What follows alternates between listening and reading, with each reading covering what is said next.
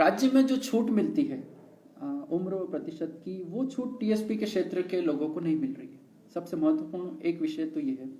दूसरा, इस विषय को लेकर हमने सभी जनप्रतिनिधियों को ज्ञापन दिए, बात करी, सबसे चर्चा करी, तो ये सामने निकल कर आया कि जहाँ तक मैं बात करूँ कांग्रेस पार्टी की बात करें तो माननीय मंत्री महोदय अर्जुन सिंह जी बामनिया जी, महेंद्रजीत सिंह मालविया जी, कांता भील मैडम, रमीला खड़िया मैडम, नानालाल जी, उधर से डूंगरपुर से अगर बात करें गणेश जी घोगरा जी, सुरेंद्र बामनिया जी, इन सब ने, रामलाल जी भी प्रतापगढ़ से, इन सब का ये कहना था कि टीएसपी में ओबीसी को संवैधानिक अधिकार मिलने चाहिए। लेकिन इनमें से किसी ने भी ओपनली नहीं कहा, लेकिन ये सभी ये स्वीकार जरूर हैं कि ओबीसी को संवैधानिक अधिकार मिलने चाहिए। अब बात आती है कि जब ये सब चाहते हैं, और भाजपा की भी अगर मैं बात करूं तो माननीय सांसद महोदय हैं कनकमल जी कटारा, उन्होंने भी कहा कि हाँ ओबीसी को मिलना चाहिए। बीटीपी के वर्तमान विधायक जो हैं राजकुमार जी रोत, उन्होंने विधानसभा में हमारे लिए प्रश्न उठाया।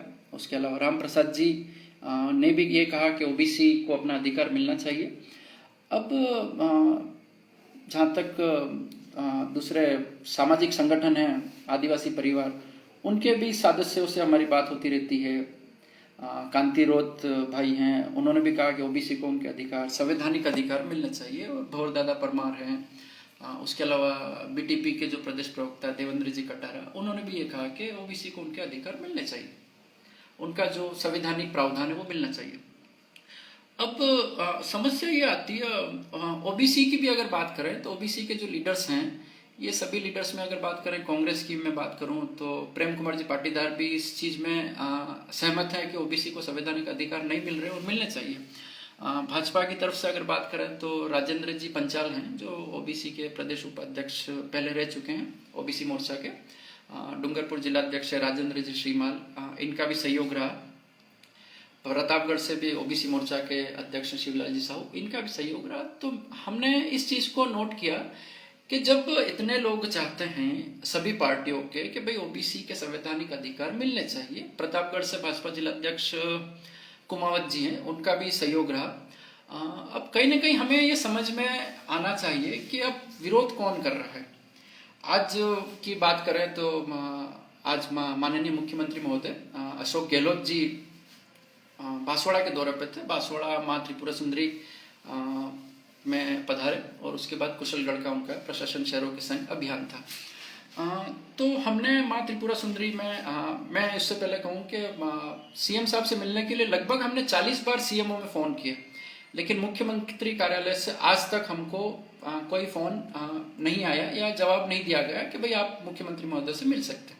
बीच में कोरोना भी था, उसके बाद भी हमने काफ़ी फ़ोन किया, लेकिन एक दिन ज़रूर एक सीएमओ से फ़ोन आया था कि आपकी क्या मांगे, आप हमें मेल करें। तो हमने डिटेल भेज दी थी, लेकिन उसके बाद आज तक कुछ हुआ नहीं। वहाँ तक भी बात पहुँचती है, समझ में आती है।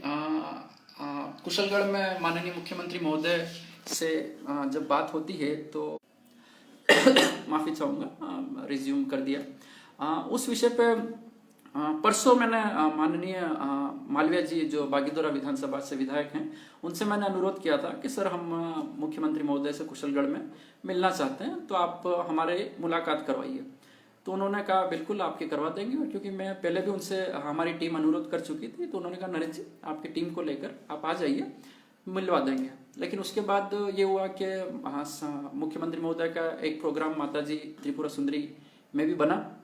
वहाँ पर हमने पूर्व उप जिला प्रमुख कांतिलाल जी पंचाल से बात करी, तो उन्होंने ये सजेशन दिया कि माताजी के मंदिर प्रांगण में अच्छे से बात हो सकती है। और वास्तव में उन्होंने वहाँ पर हमारे लिए व्यवस्था कराई। मंदिर ट्रस्ट के जो अध्यक्ष हैं दिनेश जी पंचाल, महामंत्री हैं राजेंद्र जी पंचाल, उन्होंने बहुत कोऑपरेट किया। जागेश जी पंचाल पुजारी हैं वहाँ पर माता जी के दरबार में, और माता जी का भी आशीर्वाद रहा। वहाँ पर राजेंद्र भट्ट जी से भी हमारी बात हुई, संभागीय आयुक्त थे, उन्होंने भी बातों को सुना, समझा, और जो भी उनके मन में कुछ चीज़ों को लेकर डाउट थे वो उन्होंने पूछे। मुख्यमंत्री महोदय का स्वागत रखा था मंदिर ट्रस्ट की तरफ से, और लगभग 2 से 5 मिनट का प्रोग्राम ट्रस्ट ने तय किया था। और दिनेश जी जो अध्यक्ष मंदिर ट्रस्ट के, वो उनको लेकर आ रहे थे। अब हम चाहते थे, और दिनेश जी ने ये कहा था कि नरेश जी आधा मिनट आप बात कर लीजिएगा और हम मैं कन्विंस था कि टाइम मिल जाएगा प्रॉपर। और मुख्यमंत्री जी जब आए तो उन्होंने मुख्यमंत्री जी को तो जल्दी नहीं थी, और मैं समझता हूँ कि मुख्यमंत्री जी स्पेशली ओबीसी की जब बात आती है और माता जी के दरबार में जब बात आती है तो ओबीसी को लेकर मुख्यमंत्री जी हमेशा कह सकते हैं संवेदनशील रहे हैं, और ओबीसी के संवैधानिक अधिकारों को लेकर हमेशा जागरूक भी रहे हैं, और वो अक्सर इस चीज पर सोचते हैं। तो कहीं ना कहीं आज जब मुख्यमंत्री महोदय उस ट्रस्ट के जहां पर स्थान था वहां आ रहे थे, तो कुछ लोगों ने इतनी जल्दी उस प्रोग्राम को ये करा, और हो सकता है मतलब मुझे ऐसा लगा कि हमारी टीम को भी लगा और वहां ट्रस्ट के जो साथी थे उनको भी लगा कि ये लोग नहीं चाहते हैं कि ओबीसी की बात सुनी जाए। इसमें मैं पूरी जिम्मेदारी के साथ कह रहा हूं कि माननीय बांसवाड़ा के सभापति जैनेंद्र जी त्रिवेदी थे, जो आपको मैं वीडियो भी शेयर कर दूंगा। वो एक वीडियो है जिसके अंदर आप क्लियरली देख सकते हैं कि माननीय मुख्यमंत्री महोदय को एक मिनट से बिल्कुल भी ज्यादा नहीं रुकने दिया गया वहां पर। तो और दूसरे एक माननीय निवर्तमान दिनेश जी खोडनिया जो कांग्रेस के जिलाध्यक्ष हैं डूंगरपुर के, वो भी वहां थे। तो कहीं ना कहीं मैंने इस चीज को महसूस किया कि टीएसपी क्षेत्र में ओबीसी को जो राज्य में छूट मिल रही है उम्र प्रतिशत की, वो छूट के विरोध में बहुत सारे लोग हो सकते हैं, लेकिन मुख्य जो लोग हमने आइडेंटिफाई किए ये हैं निवर्तमान डूंगरपुर जिलाध्यक्ष दिनेश खोडनिया जी और सभापति बांसवाड़ा जैनेंद्र जी त्रिवेदी। इन दोनों को ये लगता है कि ओबीसी को अधिकार मिल गए, संवैधानिक अधिकार। हम संवैधानिक अधिकार चाह रहे हैं जो संविधान में लिखा है और जो ओबीसी जिसके लिए पात्र है। अगर मिल गए तो हमारा क्या होगा, या हो सकता है ऐसा उनका सोचना हो, लेकिन मेरा ये अनुरोध है, और हो सकता है मेरा आरोप गलत भी हो।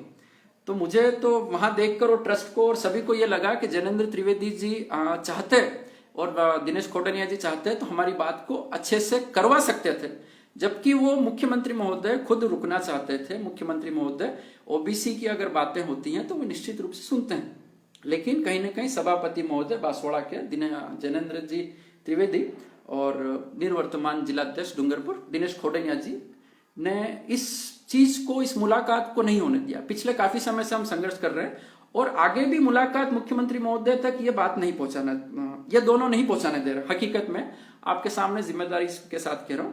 और अगर मैं गलत हूं तो मेरा दिनेश खोडनिया जी और जैनेंद्र त्रिवेदी से सीधा सा अनुरोध है कि आप हमारी मुख्यमंत्री जी से मुलाकात करवाएं। नहीं करवाते कोई दिक्कत नहीं, टीएसपी को संवैधानिक अधिकार यहां दिलाएं, राज्य में मिलने वाली जो छूट है उसको यहां पर दिलाएं। हमारी आपसे यही अनुरोध है। और दूसरा एक महत्वपूर्ण चीज हमने ये नोट करी कि हमारी आवाज उठाता कोई नहीं है। उसका कारण यह है कि वर्तमान में कांग्रेस सरकार है और टीएसपी के जो 4 जिले हैं, अगर आप पता करेंगे, बांसवाड़ा, डूंगरपुर, प्रतापगढ़ और उदयपुर, इन 4 जिलों के जो जिलाध्यक्ष हैं उसमें से एक भी ओबीसी नहीं है। तो बात समझ में वहां आती है कि ओबीसी नहीं है तो हमारी बात उठाएगा कौन। ऐसा नहीं है कि कांग्रेस पार्टी में ओबीसी नहीं है। कांग्रेस पार्टी के प्रदेश अध्यक्ष माननीय डोटासरा जी खुद ओबीसी वर्ग से, माननीय मुख्यमंत्री महोदय ओबीसी से। तो कहीं ना कहीं मैं नहीं समझता हूं कि मुख्यमंत्री महोदय और डोटासरा जी इस चीज को नहीं करना चाहते। बात प्रॉब्लम वही है कि उन तक सही तरीके से इस बात को आज तक नहीं पहुंचाया गया या फिर नहीं पहुंचने दिया गया। तो मेरा मैं कहता हूं, अगर मेरी बात ये गलत है, जैनेंद्र त्रिवेदी जी सभापति महोदय और माननीय अध्यक्ष जी दिनेश खोडनिया जी, आप इस चीज को टीएसपी में ओबीसी के संवैधानिक आरक्षण जो राज्य में ओबीसी को छूट मिल रही है वो करवा दें। मैं इसी मंच से, ओबीसी अधिकार मंच से ही आपसे और जैनेंद्र त्रिवेदी से सार्वजनिक रूप से माफी मांग लूंगा। मैं अपने शब्द वापस ले लूंगा। और टीएसपी में 4 जिलाध्यक्ष हैं कांग्रेस के, उसके अंदर से कम 2 तो ओबीसी को दो। वर्तमान में 4 हैं तो कम से कम 2 जिलाध्यक्ष तो आप ओबीसी को दिलवाइए। हमें ना विधायक बनना ना कुछ नहीं, लेकिन हम चाहते हैं कि हमारे ओबीसी के बच्चों को जो संवैधानिक प्रावधान है उसमें आप लोग मदद करें।